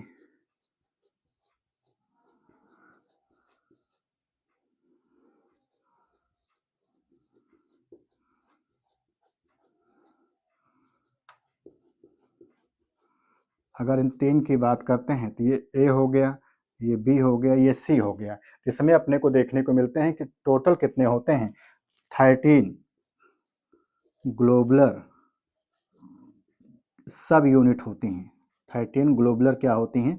सब यूनिट अपने को देखने को मिलती है। वहीं पर इसका जो कंप्लीट मतलब साइज होती है वो लगभग कितनी होती है? 250 एंगस्ट्राम या 200 से लेकर के लगभग 250 एंगस्ट्राम, 200 से लेकर के लगभग क्या होती है? 250 एंगस्ट्राम तक क्या होती है? इसकी साइज का मेजरमेंट किया गया है। अब इसमें जो 9 + 0 है तो 9 क्या होता है? माइक्रोट्यूब्यूल्स हैं। 9 माइक्रोट्यूब्यूल्स आर प्रेजेंट। 9 माइक्रोट्यूब्यूल्स क्या होते हैं? Are present in periphery. In periphery 9 microtubules जो होते हैं वो क्या होते हैं? पेरिफेरी पे क्या होते हैं? प्रेजेंट होते हैं इन ट्रिपलेट फैशन। इन ट्रिपलेट फैशन। ट्रिपलेट फैशंस का मतलब जो ABC लिखा गया वो ट्रिपलेट फैशंस में होता है। और जो इसमें माइक्रोट्यूब्यूल्स होता है, microtubules are made up of tubulin protein. Are made up of क्या होती है? ये ट्यूबुलिन प्रोटीन से क्या होती है? मिल करके बनी हुई होती है। किससे मिल करके बनती है? ट्यूबुलर प्रोटीन से मिल करके बनती है। और each microtubules are consist of 3 sub fibril. Are consist of या मेड अप ऑफ लिख सकते हैं, made up of 3 sub fibrils tubules. Sub fibrils tubules क्या होते हैं? 3 सब फाइब्रल ट्यूब्यूल्स से क्या होते हैं? मिल करके बने हुए होते हैं। इतनी बात अपने को समझ में आ गई। और जो सेंट्रियोल्स होता है, centrioles having DNA, RNA and protein, इसमें तीनों होता है। DNA भी होता है, DNA के साथ साथ इसमें RNA भी देखने को मिलता है, और RNA के साथ साथ इसमें क्या होता है? प्रोटीन भी देखने को मिलता है। इसका जो DNA होता है वो कैसा होता है? नेकेड होता है। इसका DNA कैसा होता है? नेकेड होता है। और नेकेड होने के साथ साथ कैसा होता है? डबल स्टैंडर्ड होता है। कैसा होता है? डबल स्टैंडर्ड होता है। इसको देखने का जो क्रेडिट है, सबसे पहले जो वैज्ञानिक थे जिनका नाम था रैंडेल। क्या नाम था? रैंडेल। और एक दूसरे वैज्ञानिक थे जिनका नाम था डिस्प्रे। रैंडेल और डिस्प्रे वैज्ञानिक ने सबसे पहले बताया था कि जो हमारा सेंट्रियोल्स होता है उस सेंट्रियोल्स में क्या होता है? जो DNA होता है वो कैसा होता है? नेकेड होता है। और कैसा होता है? डबल स्टैंडर्ड होता है। इसी बिहाफ पर जो सेंट्रियोल्स होता है वो क्या होता है? Centrioles can replicate can replicate replicate because of DNA। क्योंकि इसके पास क्या होता है? जो DNA होता है वो क्या होता है? प्रेजेंट होता है। इसके बिहाफ पर क्या होता है?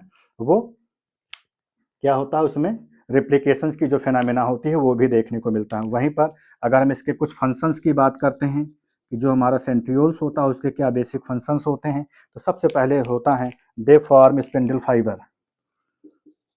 They form spindle fibre. अब स्पिंडल फाइबर के बारे में आप थोड़ा सा वेट करिए, क्योंकि जैसे ही सेल बायोलॉजी खत्म होगी तुरंत ही हम आपको cell cycle and cell division पढ़ाएंगे। तो वहाँ पर कंप्लीट हम आपको सारी चीज़ों के बारे में बताएंगे कि स्पिंडल फाइबर्स या एस्ट्रल रेज सारी चीज़ें क्या होती हैं, और ये क्या करता है स्पिंडल जो फाइबर्स होता है? Carrying chromosome to opposite pole. Carrying carrying chromosome to opposite pole. ये जो हमारा क्रोमोजोम्स होता है उसको क्या करती है? वो अपोजिट पोल पे, जैसे ये हमारी सेल हो गई। अब सेल्स में ये क्या हो गया? ये क्या हो गई? मिड लाइंस हो गई। अब यहाँ पर क्या हो गया? ये सेंट्रियोल्स हो गया। यहाँ पर ये सेंट्रियोल्स हो गया। अब यहाँ पर क्या होते हैं? जब इक्वेटोरियल प्लेट पे हमारे क्रोमोजोम्स यहाँ पर आ जाते हैं तो क्रोमोजोम्स होने के बाद में क्या होता है? यहाँ पर स्पिंडल फाइबर का फॉर्मेशंस होता है। तो ये क्या हो गया? स्पिंडल फाइबर्स हो गया, जो कि ईच क्रोमोजोम से क्या होता है? कि सेंट्रोमियर से होकर के आता है ये क्रोमोजोम। अब जब इसका ब्रेक डाउन होगा तो ब्रेक डाउन होने के बाद क्या होते हैं कि जो यहाँ पर क्रोमोजोम्स होते हैं दोनों क्या होते हैं? अपोजिट पोल की तरफ क्या करते हैं? वो मूव कर जाते हैं। और अगली बात यहाँ पर देखने को मिलती है, दे फॉर्म बेसल बॉडी। ये पहला हो गया। ये दूसरा, दे फॉर्म बेसल बॉडी, ये क्या करती हैं, बेसल बॉडी को फॉर्म करती हैं। बेसल बॉडी क्या करती हैं, बेसल बॉडी विच आर, ये क्या होते हैं, cilia and flagella arise, which form, which from cilia and flagella arises. अब यहाँ से क्या होता है, जो सीलिया एंड फ्लैजेला होते हैं इसी बेसल बॉडी से क्या होते हैं, एराइज होते हैं। किसके, जो हमारा सेंट्रियोल्स की बेसल बॉडीज होती हैं, यहीं से अपने को देखने को मिलता है कि सीलिया एज वेल एज क्या होते हैं, जो फ्लैजेला होते हैं वो एराइज होते हैं। तो इसीलिए हमने सोचा कि जो सीलिया एंड फ्लैजेला है उसको भी क्या करते हैं हम लोग इसी पर्टिकुलर पार्ट में ही क्या करते हैं, उसको भी कंप्लीट डिस्कस कर लेते हैं। तो ये तो था पूरा का पूरा ऑल अबाउट किसके बारे में, सेंट्रोमियर के बारे में था। और ये पूरा का पूरा ऑल अबाउट मैंने आपको सेंट्रियोल्स के बारे में बता दिया कि सेंट्रियोल्स का एक स्ट्रक्चर्स मैंने आपको बताया, जिसमें मैंने आपको बताया कि इसमें क्या होता है, ए बी सी सब फाइब्रिल्स पार्ट पाया जाता है। इसका जो एंगुलर मोमेंटम देखने को मिलता है वो 40 डिग्री पर देखने को मिलता है। और साथ ही साथ इसको हम लोग कैसा देखने को मिलता है, कार्ट व्हील, ये बैलगाड़ी के आकार का होता है। जो हमारे 9 माइक्रोट्यूब्यूल्स इसमें पेरिफेरी पर प्रेजेंट होते हैं ट्रिपलेट फ्यूजन्स में, जो आपको देखने को मिल रहा है। फिर उसके बाद जो माइक्रोट्यूब्यूल्स होते हैं वो ट्यूबुलिन प्रोटीन से मिलकर के बनते हैं। ईच जो माइक्रोट्यूब्यूल्स होते हैं वो मेड अप होते हैं 3 सब फाइब्रिल्स ट्यूब्यूल से। जो सेंट्रियोल्स होता है उसमें डीएनए, आरएनए और प्रोटीन तीनों पाया जाता है। इसीलिए क्या होता है, ये भी सेमी ऑटोनॉमस बॉडी होती है। कैसी होती है, सेमी ऑटोनॉमस बॉडी होती है। डीएनए जो होता है नेकेड होता है, डबल स्टैंडर्ड होता है। इसको सबसे पहले रैंडल एंड डिस्प्रे वैज्ञानिक ने क्या किया था, देखा था। सेंट्रियोल्स इसीलिए क्या होता है, इसके अंदर भी रिप्लिकेट करने की फिनोमिना होती है। बस इसमें राइबोसोम्स अगर पाया जाता तो ये सेमी ऑटोनॉमस बॉडी ना होकर के सेमी ऑटोनॉमस सेल ऑर्गेनेल्स हो जाता। अगर इसके फंक्शंस की बात करते हैं तो ये क्या होता है, स्पिंडल फाइबर में क्या होता है, अपने रोल प्ले करता है, जिसमें जो हमारे क्रोमोजोम्स होते हैं वो अपोजिट पोल की तरफ क्या करते हैं, मूव करने लगते हैं। इसमें क्या होता है, दे फॉर्म बेसल बॉडी, ये बेसल बॉडी को फॉर्म्स करती है। और जो हमारी बेसल बॉडी होती हैं वो सीलिया एंड फ्लैजेला को क्या करती हैं, एराइज करती हैं। तो ये तो था ओवरऑल अबाउट किसके बारे में, अपना सेंट्रोमियर के बारे में। तो नेक्स्ट हम लोग डिस्कस करते हैं सीलिया एंड फ्लैजेला, कि हमारा सीलिया एंड फ्लैजेला क्या होता है। तो आप लोग इसका स्क्रीनशॉट ले लीजिए, तो आप लोगों ने लिया ही था, उसको आप लोग स्क्रीनशॉट ले लीजिए। फिर हम लोग आगे डिस्कस करते हैं किसके बारे में, सीलिया एंड फ्लैजेला। एक छोटा सा पार्ट है, इसको भी हम लोग इसी में फिनिश कर लेंगे, नहीं तो इसको अलग से अपने को पढ़ना पड़ता। इसी में हम लोग सीलिया एंड फ्लैजेला भी पूरा का पूरा पढ़ लेंगे। थोड़ा सा है, बस थोड़ा सा धैर्य बना करके रखिए, आपको सीलिया एंड फ्लैजेला भी इसमें फिनिश हो जाएगा। तो पूरा का पूरा ऑल अबाउट आपका ए मेम्ब्रेनस जो सिस्टम्स है वो पूरा का पूरा फिनिश हो गया। और जब अपना ए मेम्ब्रेनस सिस्टम पूरा का पूरा फिनिश हो गया तो हम लोग नेक्स्ट आ जाएंगे किस पे, जो हमारा माइक्रो बॉडीज बची हुई है एज वेल एज जो हमारा इंडो मेम्ब्रेन सिस्टम बचा हुआ उसको। तो जितना भी इंडो मेम्ब्रेन सिस्टम है उसको 2 पार्ट में डिस्कस कर लेंगे। जैसे गाल्जी बॉडी है, वैक्यूल्स ऑलरेडी हम लोग डिस्कस ही कर चुके हैं, गाल्जी बॉडी बचा है, इंडोप्लाज्मिक रेटिकुलम बचा हुआ है, और हमारा जो हमारी माइक्रो बॉडीज बची हुई, लाइसोसोम बचा हुआ, तो उसके एक पार्ट में हम लोग उसको देख लेंगे। नहीं तो हम क्या करेंगे, उसको कई सारे सेगमेंट को एक साथ में ही क्या करेंगे, जोड़ के पूरा का पूरा इंडो मेम्ब्रेन सिस्टम पढ़ा देंगे। और माइक्रो बॉडीज तो बहुत छोटा छोटा है, तो उसको हम लोग एक पार्ट में पूरा का पूरा कवर अप कर लेंगे। तो नेक्स्ट हम लोग डिस्कस कर लेते हैं cilia and flagella, सीलिया and flagella के बारे में कि सीलिया एंड फ्लैजेला क्या होता है। तो सबसे पहली बात, तो जो सीलिया एंड फ्लैजेला होते हैं बोथ आर क्या होते हैं, ये सेंसरी स्ट्रक्चर होते हैं। कैसे होते हैं, सेंसरी स्ट्रक्चर्स होते हैं। दूसरी बात अपने को देखने को मिलता है, इस किसके लिए होते हैं, मीन्ट फॉर, इसका जो मेन पर्पज होता है किसके लिए होता है, for locomotion or movement. Locomotion अथवा किसके लिए होता है, मूवमेंट के लिए क्या होता है, इसका देखने को मिलता है। हम लोग कुछ इसके बेसिक पॉइंट को डिस्कस कर लेते हैं, जैसे इसमें क्या क्या देखने को मिलता है। पहला हम लोग इसके करेक्टर को ले लेते हैं, इसमें क्या क्या करेक्टर देखने को मिलता है। बहुत छोटा सा टॉपिक है, बहुत परेशान मत होइए, ख़त्म हो जाएगा बहुत जल्दी। ये सीलिया हो गया। नेक्स्ट अपना जो हो गया, क्या हो गया, फ्लैजेला। तो सबसे पहला पॉइंट हम लोग ले लेते हैं इसके साइज की। जो सीलिया होती है वो जाहिर सी बात है वो अपने को क्या देखने को मिलेगी, स्मॉल देखने को मिलेगी। इसकी साइज़ क्या होगी, स्मॉल देखने को मिलेगी, लगभग 5 से लेकर के 10 माइक्रोन के आसपास देखने को मिलेगी। वहीं पर जो फ्लैजेला होता है वो लॉन्ग साइज में देखने को मिलता है, जिसकी साइज जो होती है लगभग 150 माइक्रोन के आसपास क्या की गई है, रिपोर्ट की गई है। वहीं पर अगर हम इसके नंबर की बात करते हैं, नंबर की बात करते हैं तो जो सीलिया होते हैं ये क्या होते हैं, न्यूमरस देखने को मिलते हैं, न्यूमरस आर मेनी होते हैं इनकी संख्या, मतलब बहुत सारी हो। इसकी जो संख्या होती है एक, आर फ्यू, या किसी किसी में दो अथवा क्या होते हैं चार जो फ्लैजेला होते हैं वो देखने को मिलता है, वो रेयर केसेस में, या अप टू 8 तक भी रिपोर्ट किया गया है। एक अथवा कुछ ही जो फ्लैजेला होते हैं वो देखने को मिलते हैं। तो ये तो नंबर हो गया। वहीं पर पोजीशन की बात करते हैं, इसकी पोजीशन कैसी है, तो पोजीशन की बात करते हैं तो यहाँ पर देखने को मिलता है ऑल ओवर बॉडी की जो सीलिया होती है वो क्या होती है, ऑल ओवर बॉडी क्या होती है, प्रेजेंट होती है। अब हम आपको बहुत सारे एग्जाम्पल लेके नहीं बता रहे हैं, जैसे सीलिया छोटी छोटी होती है, हम पैरामीशियम को देख लें, ये पैरामीशियम की बॉडी हो गई, तो पैरामीशियम की बॉडी में क्या होती है, छोटी छोटी अपने को सीलिया देखने को मिलती हैं यहाँ पर, जो उसकी पूरी इंटायर बॉडी पर क्या होती हैं, कवर होती हैं। वहीं पर अगर हम फ्लैजेला की बात करते हैं तो हम किसी और की नहीं, हम यूग्लिना की ही बात कर लें। तो यूग्लिना के केसेस में जो फ्लैजेला होता है वो क्या होता है, लॉन्ग होता है। इस तरह से क्या हुआ, अपने को देखने को मिल गया। ये पोजीशन क्या होती है, ऑल ओवर बॉडी देखने को मिलती है। ये कैसी होती है, इंडिपेंडेंटली होती है, इंडिपेंडेंटली। या हम लोग बात करते हैं क्या बोलते हैं टिपैनोसोमा में, तो उसमें कैसी होती है, अंडुलेटिंग देखने को मिलती है। कैसी होती है, अंडुलेटिंग मेम्ब्रेन भी क्या होती है, टिपैनोसोमा में देखने को मिलती है।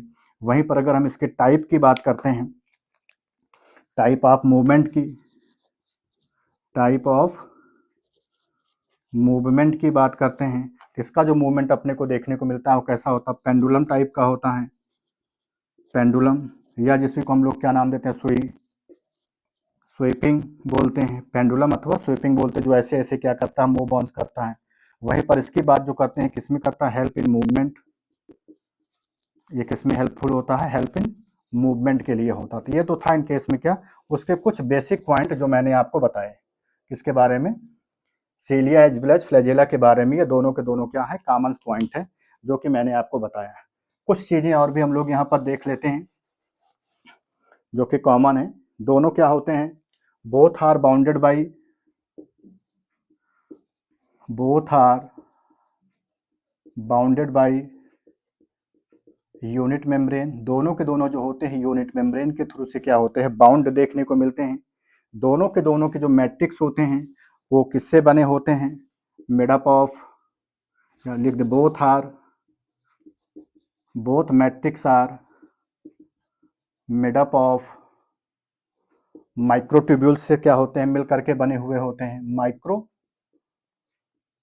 टिब्यूल्स से मिल करके बने होते हैं। किसका, सीलिया एंड फ्लैजेला का दोनों देखने को मिलता है। वहीं पर अपने को देखने को मिलता है कि जो हमारे यूकैरियोटिक सीलिया एंड फ्लैजेला होते हैं, सीलिया एंड फ्लैजेला होते हैं, उनमें देखने को मिलता है 9+, उनमें देखने को मिलता है कि 9+2 का अरेंजमेंट होता है। ये बात बहुत इंपॉर्टेंट है, 9+ कैसा होता है, 2 का अरेंजमेंट। अभी हम लोगों ने पढ़ा सेंट्रोसोम, तो उसमें सेंट्रियोल्स में हम लोगों ने देखा कि उसमें जो अरेंजमेंट था वो कैसा था, 9+0 अरेंजमेंट था। लेकिन सीलिया एंड फ्लैजेला में जो अपने को अरेंजमेंट देखने को मिल रहा है वो कैसा देखने को मिल रहा है, 9+2 अरेंजमेंट देखने को मिल रहा है। तो जो इसमें 9 होता है वो क्या होता है, पेरीफेरी पर होता है।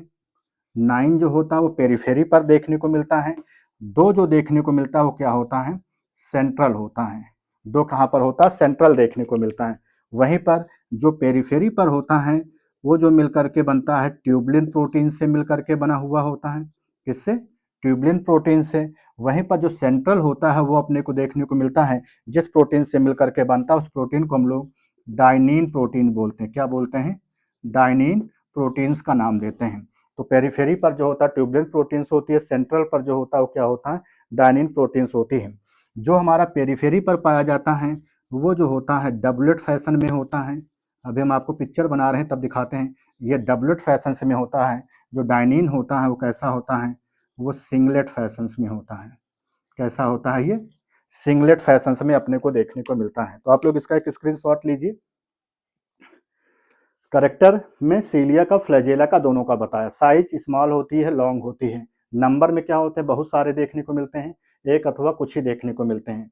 पोजीशन जो होती है ऑल ओवर बॉडी देखने को मिलती है, इंडिपेंडेंटली होते हैं अथवा अंडुलेटिंग मेम्ब्रेन के थ्रू से क्या होता है, मूवमेंट जो उसकी पोजीशंस देखने को मिले। टाइप जो होते हैं पेंडुलम अथवा स्वीपिंग लाइफ के, ये हेल्प जो होते हैं मूवमेंट। जब हम लोग सीलिया, फ्लैजेला, लोअर इन्वर्टिब्रेट जूलॉजी पढ़ेंगे तो लोअर जूलॉजी में हम लोग इन सारी चीज़ों के बारे में डिटेल में स्टडी करेंगे। तभी तो सेल ऑर्गेनेल्स पढ़ रहे हैं, तो उसके बिहाफ पर कुछ चीज़ों को डिस्कस कर लेते हैं जितना अपने काम का है। अब पता लगे इसी में पूरा का पूरा सीलिया और फ्लैजेला पढ़ाने लगेंगे, तब हमारा इस सेल ऑर्गेनेल्स नहीं रह जाएगा। तो हम लोग जो टॉपिक है जो उसी के बिहाफ पर पढ़ें। जैसे हम लोगों ने क्लोरोप्लास्ट पढ़ा, अब हम चाहते हैं उसी में पूरा का पूरा सेलुलर रेस्पिरेशन पढ़ा देते हैं, उसी में पूरे की पूरी फोटोसिंथेसिस पढ़ा देते हैं। तो ये नहीं, सेल ऑर्गेनेल्स को सेल ऑर्गेनेल्स के तरीके से पढ़िए, तब ज़्यादा बेहतर रहेगा।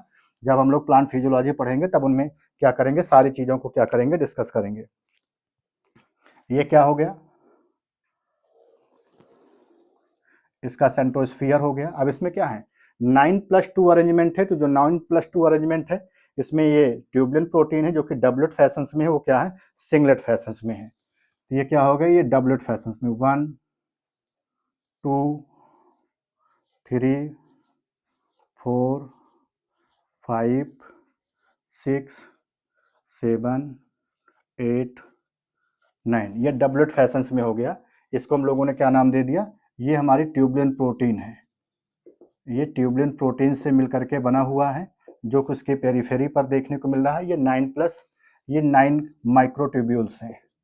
9 क्या है, हमारे माइक्रोट्यूब्यूल्स हैं। और 2 जो हैं वो क्या है, सेंट्रल में देखने को मिल रहे हैं। और दोनों कैसे हैं, सिंगलेट है, मतलब अलग अलग देखने को मिल रहा है। तो ये भी सिंगलेट है और ये भी सिंगलेट है, तो ये दोनों अपने को सिंगलेट फॉर्म्स में देखने को मिल रहा है। तो ये क्या हो गया हमारा सिंगलेट। ये किस प्रोटीन से मिल करके बना है, डाइनिन प्रोटीन से मिल करके बना हुआ है। किस प्रोटीन से, डाइनिन प्रोटीन से, जिसमें अपने को देखने को मिल रहा है कि सिर्फ और सिर्फ क्या है, 2 माइक्रो ट्यूब्यूल्स देखने को मिल रहा है। तो इस तरह से क्या हो गया, ये 9+2 का अरेंजमेंट हो गया, जो कि हम लोगों ने देखा। वहीं पर अगर हम लोग प्रोकारियोट्स की बात करते हैं, बट इन प्रोकारियोट में अगर हम लोग बात करते हैं तो वहाँ पर क्या होता है, 0+1 का अरेंजमेंट देखने को मिलता है। किसका होता है, 0+1 का अरेंजमेंट अपने को देखने को मिलता है, जिसमें जो प्रोटीन पाई जाती है, जैसे इसमें जो माइक्रोट्यूब्यूल्स जो सिंगल होता है उसमें जो प्रोटीन्स पाई जाती है, वो प्रोटीन्स कौन सी होती है, फ्लैजलिन प्रोटीन्स होती है। कौन सी होती है, वहाँ पर जो प्रोटीन्स होती है वो हमारी फ्लैजलिन प्रोटीन्स होती है। और साथ ही साथ हम लोगों ने जब पढ़ा सेंट्रियोल्स में, अभी फिर बता दें, इन सेंट्रियोल्स में जो देखने को मिला था, सेंट्रियोल्स में जो देखने को मिला था वो 9+0 का अरेंजमेंट देखने को मिला। किसका देखने को मिला, 9+0 का अरेंजमेंट देखने को मिला। सीलिया में प्लस फ्लैजेला में, सीलिया और फ्लैजेला में जो देखने को मिला 9+2 का अरेंजमेंट देखने को मिला। 9+2 का अरेंजमेंट देखने को मिला। तो 9 माइक्रोट्यूब्यूल्स, इसमें 9+2 माइक्रोट्यूब्यूल्स, इसमें ट्यूबुलिन प्रोटीन, इसमें भी ट्यूबुलिन प्रोटीन है, इसमें भी फ्लैजलिन प्रोटीन है, इसमें 2 जो है डाइनिन प्रोटीन है। इतना केवल आपको याद रखना है। और जब हम इसके बेसिक फंक्शंस की बात करते हैं कि जो हमारा सीलिया एंड फ्लैजेला होता है, अगर हम इसके फंक्शंस की बात करते हैं तो इसका सिर्फ और सिर्फ एक सिंगल फंक्शन से देखने को मिलता है। इसके अगर हम लोग फंक्शंस की बात करते हैं तो इसका जो सिंगल फंक्शंस अपने को देखने को मिलता है वो हमारा क्या होता है, मूवमेंट का होता है। किसका होता है, क्योंकि दोनों जो होते हैं वो मूवमेंट के लिए ही क्या होते हैं, रिस्पॉन्सिबल। जैसे मैंने एक वर्ड आपको बताया, अंडुलेटिंग मेम्ब्रेन। जैसे ये क्या है, ये है इन केस में ट्रिपैनोसोमा की बॉडी। तो ट्रिपैनोसोमा की बॉडी से जो फ्लैजेला यहाँ पर अराइज होता है वो कुछ इस तरह से होता है। तो उसकी जो पेल्कल मेम्ब्रेन होती है उसको क्या होता है, टच करके क्या करता है, वो उसको क्या करता है, अराइज करता है। तो इसलिए हम लोग इसको यहाँ पर जो नाम देते हैं वो क्या बोलते हैं, इसको अंडुलेटिंग मेम्ब्रेन का नाम देते हैं। जिसमें क्या होता है, जो फ्लैजेला बीट करता है अथवा जो सीलिया बीट करते तो क्या करता है, उसमें क्या होता है, मूवमेंट जो होता है वो देखने को मिलता है। इस तरह से क्या हुआ, ये सीलिया एंड फ्लैजेला। तो सीलिया भी मैंने आपको बताया जैसे पैरामीशियम की बॉडी है, तो पैरामीशियम की पूरी होल्स बॉडी पर क्या होता है, अपने को इस तरह से क्या होता है, जो सीलिया होता है वो देखने को मिलता है। इंपॉर्टेंट बात, जो सबसे मेन कंक्लूजन जो एग्जामिनेशन के दृष्टिकोण से काफ़ी इंपॉर्टेंट है, वो ये है कि जो हमारा प्रोकारियोट होता है उसका जो अरेंजमेंट होता है वो 9+0 का अरेंजमेंट होता है। इसमें जो प्रोटीन पाई गई वो फ्लैजलिन प्रोटीन पाई गई। सेंट्रियोल्स में जो हम लोगों ने सेंट्रोमियर पढ़ा था उसमें क्या था, 9+0 का अरेंजमेंट देखने को मिला था।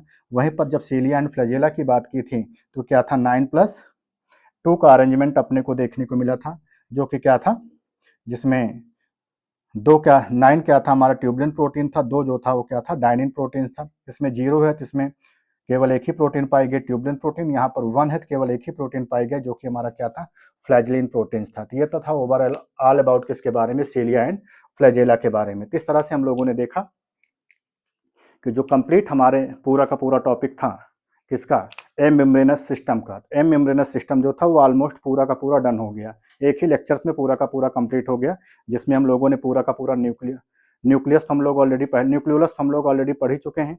अब हमारा राइबोसोम से भी कंप्लीट हो गया। राइबोसोम के साथ साथ हम लोगों ने पढ़ लिया किसके बारे में, सेंट्रोसोम्स के बारे में, और साथ ही साथ इसी से रिलेटेड जो हमारा टर्म था क्या था, सीलिया एंड फ्लैजेला था। तो ये तो था हमारा पूरा आज का सेशन। अगर आपको हमारी जो जानकारी है जो हम आपको पढ़ा रहे हैं, अगर वो सारी चीज़ें अगर आपको पसंद आती हैं तो आप हमारे चैनल से जुड़िए, और साथ ही साथ इसको लोगों से ज़्यादा शेयर करिए, ताकि जितने भी हमारे बायोलॉजी एस्पिरेंट्स हैं उनको ये सूचना मिले कि बायोलॉजी की जो क्लास है वो हमारे channel biology with doctor Salim पर भी अवेलेबल से ज़्यादा लोग इसको सब्सक्राइब करिए। तो आज के सेशन में इतना ही, धन्यवाद, जय हिंद।